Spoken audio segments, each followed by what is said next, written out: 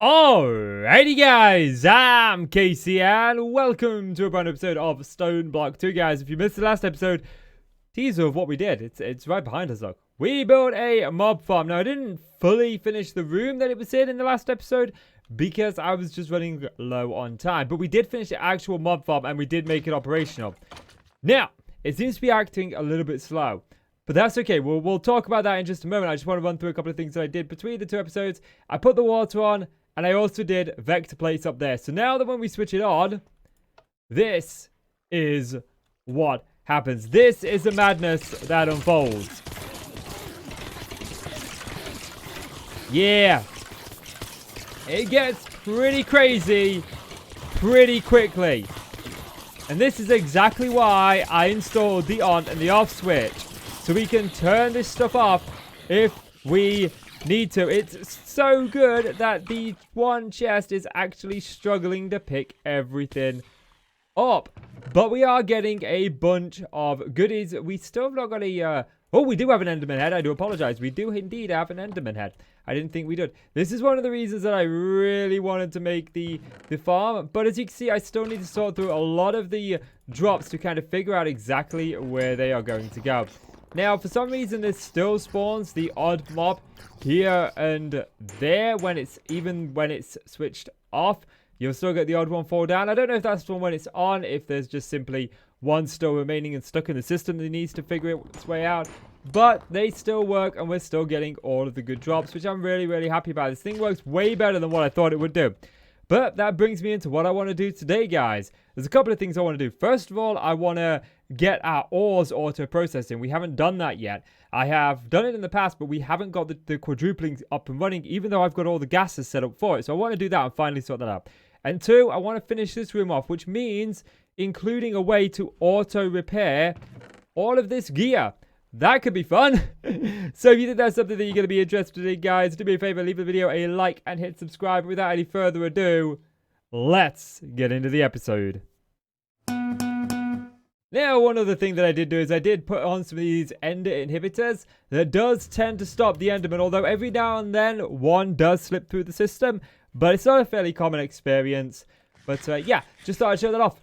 So I think the first task is finishing the floor, because it's the only part of the farm that we haven't actually done. So here she is. The room is mostly done. If we look, this is almost organized for everything that I think I'm going to get out of there. We do need to put some upgrades on all of these. But yeah, this is what is going to kick in manure. Like, okay, I can go up there. That wasn't in there a moment ago. But yeah, as you can see, we are going to get a fair bunch of items. Now, we can just very easily just bin all of these. I mean, we ain't losing out on much, are we? But that's not the way that I like to play modern Minecraft. I don't like there to really be much waste if I can avoid it. So I do want to find a way to repair this. And that brings me to the rest of the room. Because if you look, we got some glowstone here. We got some glass on the floor. But we got this big old empty space here. With this door right here. That leads sort of into the ore area. Now, I do believe there is a way to get the ingots back from these. Now, I know there are a couple of ways, but I know there's one using tinkers, but I'm hoping.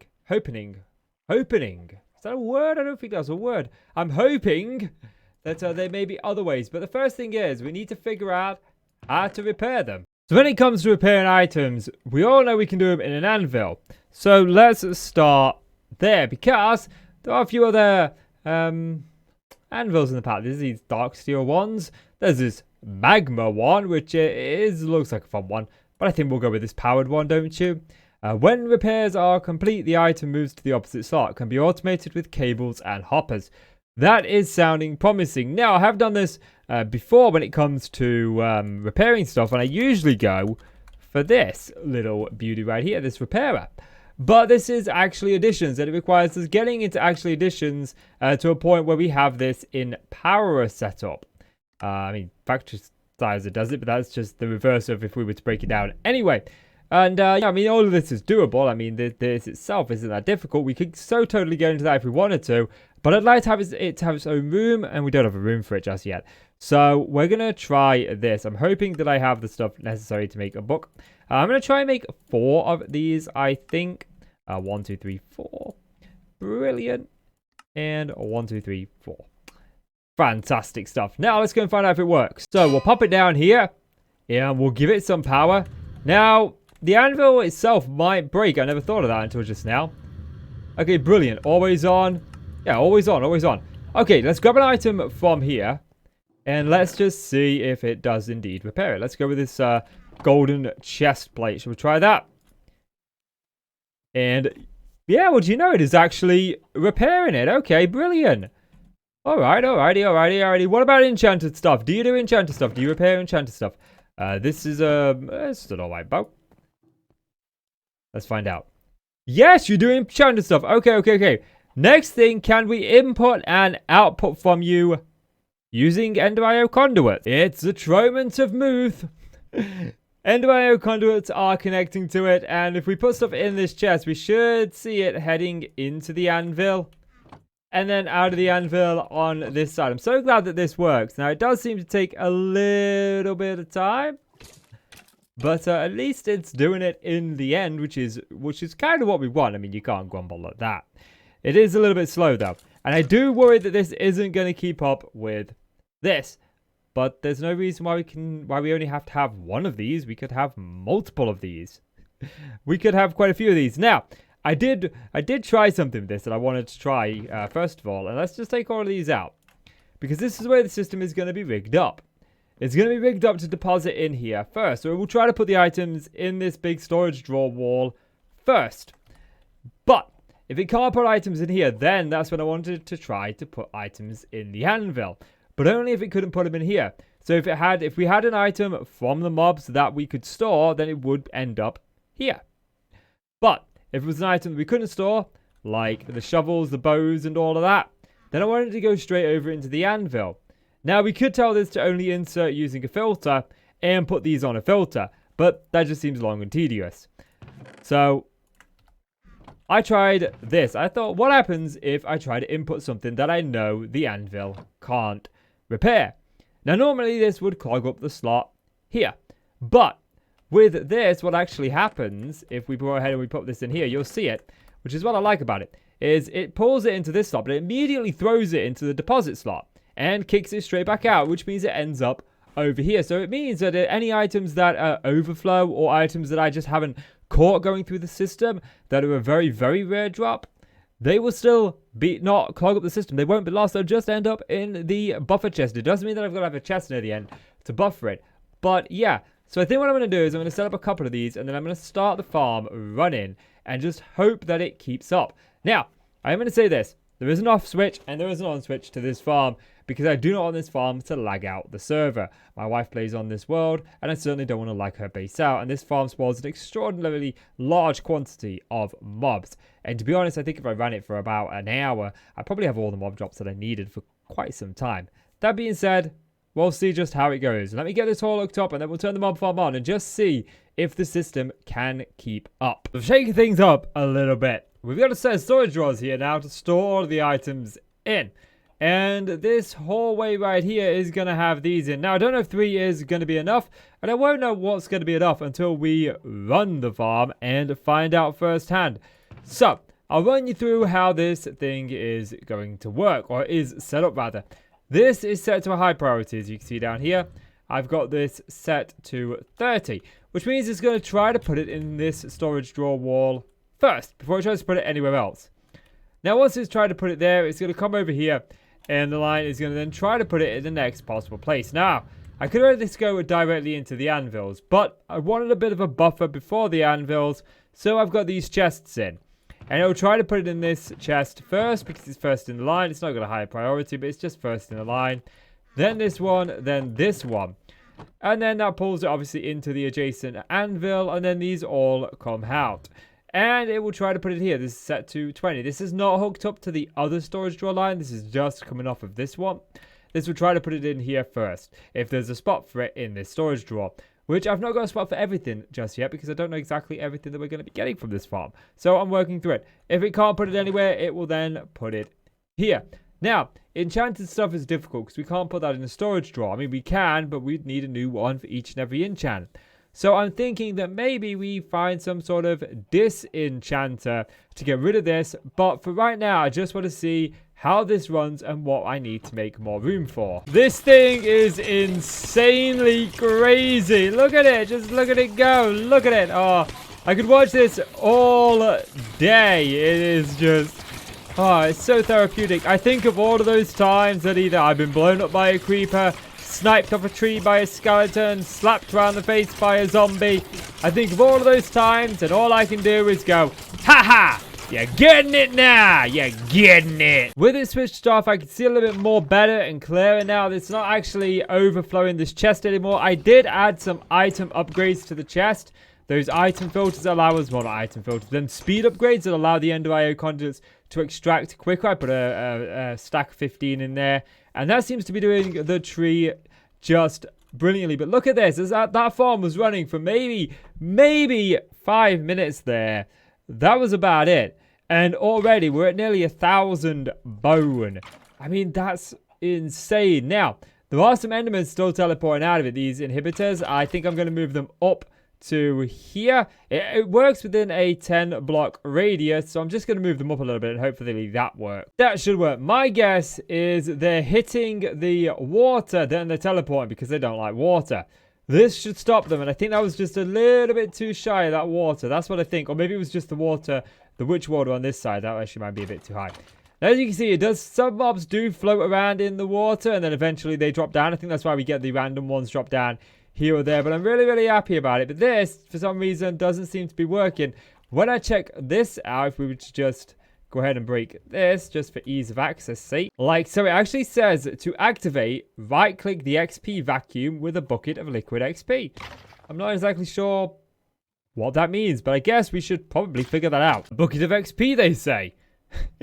I didn't think this would work. I thought we'd have to go through the fluid transposer and thermodynamics, but I thought on a whim I'd just try and right click this, and you know what? It actually did work. So I'm shocked on that. I'm shocked on that. Do I just right click this with the bucket of XP? Oh, brilliant. XP vacuum. That should now be working. We can put this conduit back, and we should see levels in here. I'm actually going to just drain all the levels out of here just to see if this thing is actually getting levels. Let's run this for a little bit and find out. I still love this. This is just amazing. I love it. I love it. It's amazing. It's amazing. It's amazing. It's amazing. It's amazing. I love this. I love this. I don't think the diamond spikes in the end actually give you XP because we ain't getting none. Not unless I've configured this wrong and it's just not working.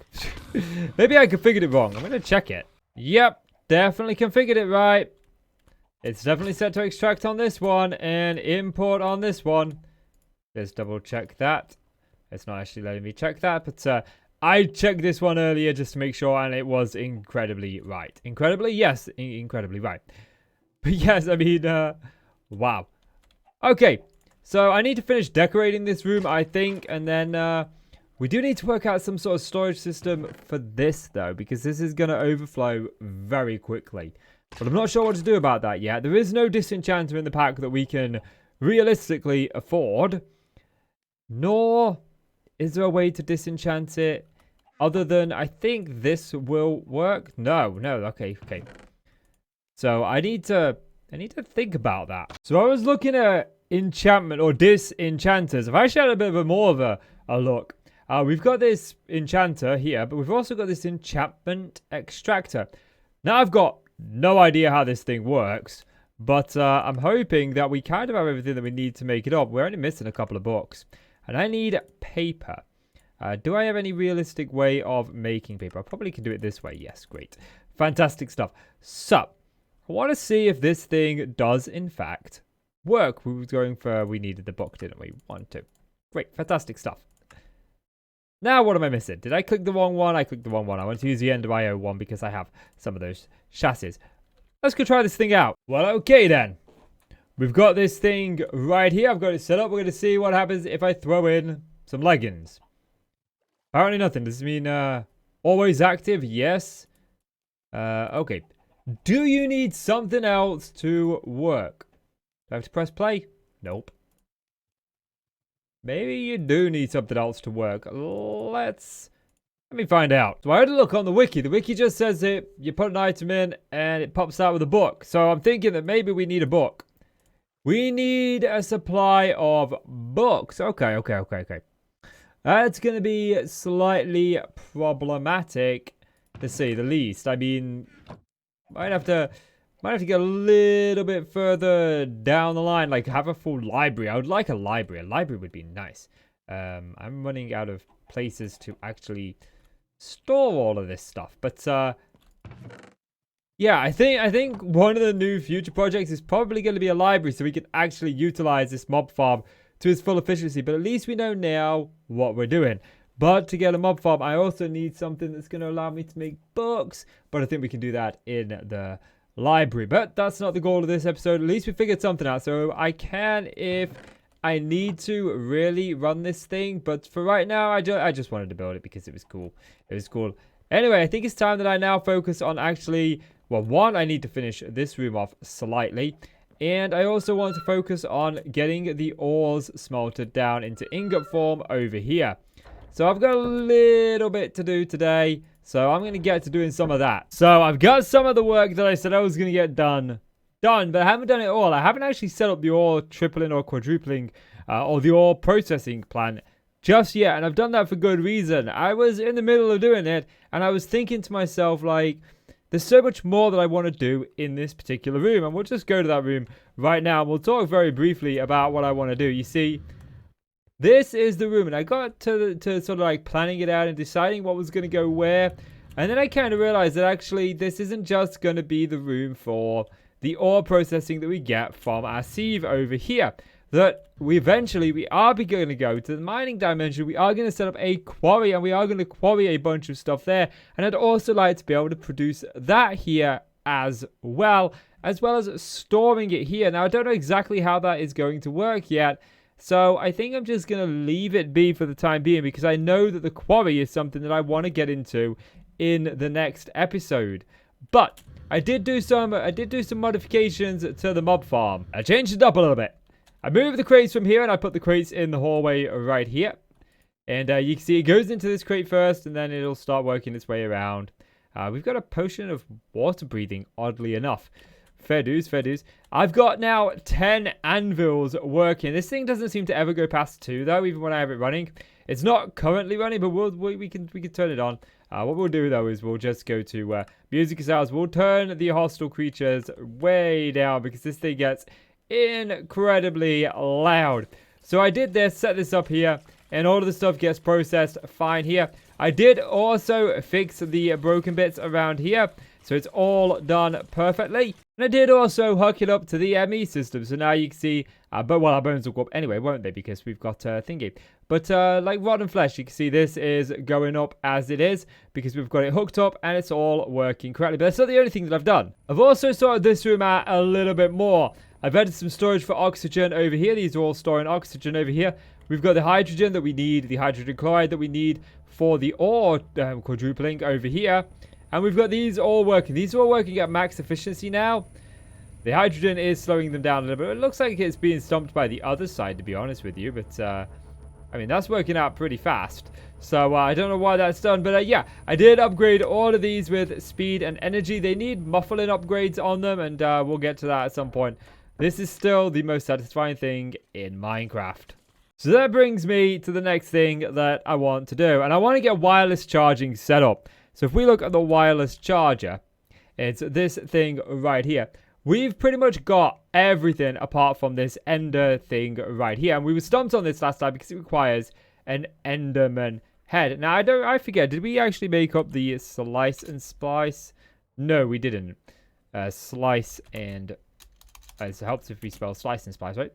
So we can make this up. I think we're going to have everything that we need. We actually don't. It looks like we need some iron bars. I mean, that's easily enough. And these are also fairly easy. So we should just be able to make that up. You can use any mob head, by the way. We'll use the slice and splice. Then I need my Enderman Head. And what else was it? Delirium and silicate and vibrant alloy. So I think we should just be able to pop this down here. I should have power running all behind these. Oh, it needs a capacitor. It needs a capacitor. Now I've got the capacitor. We can throw that in. Should just be able to throw these in. They'll auto grow in the slots. I do need an axe and a shear to throw in. Then this thing should start processing it. Actually, that's pretty quick. Oh, good. It's made the ender resonator. Fantastic stuff. Now we should just be able to make this a wireless charger. And we should be able to get charging on without actually having to go anywhere. I'll just toss you down up there. I didn't actually need to do that.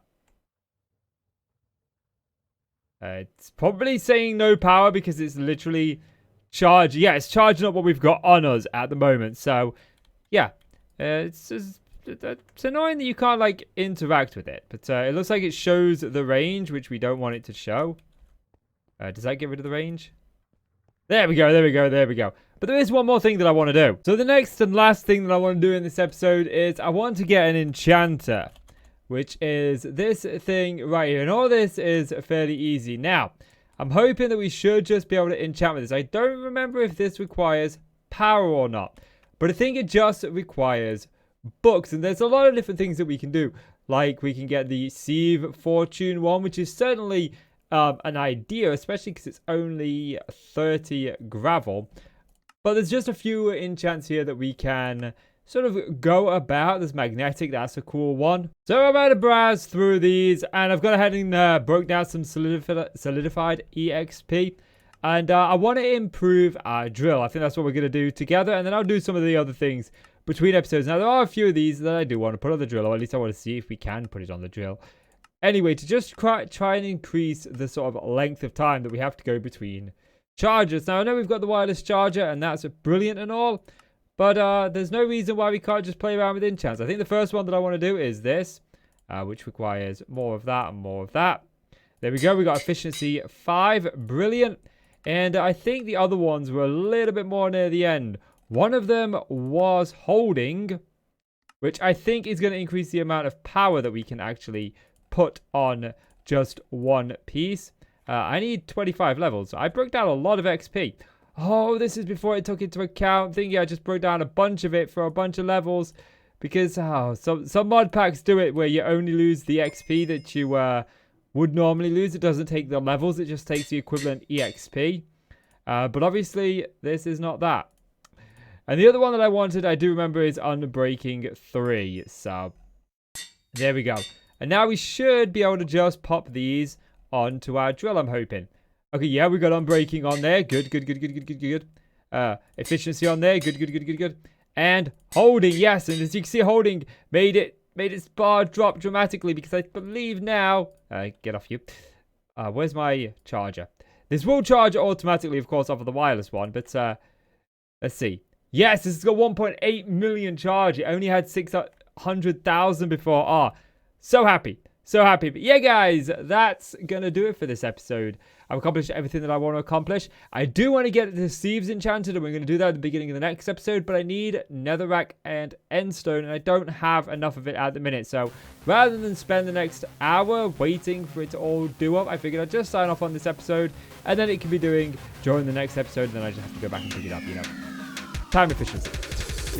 As you do. But yeah, guys, that's going to do it for this episode. If you enjoyed the video, do me a favor, leave it a like and hit subscribe. As always, I'm Casey. You're the awesome folks. Thank you so much for watching. Take care now. Bye.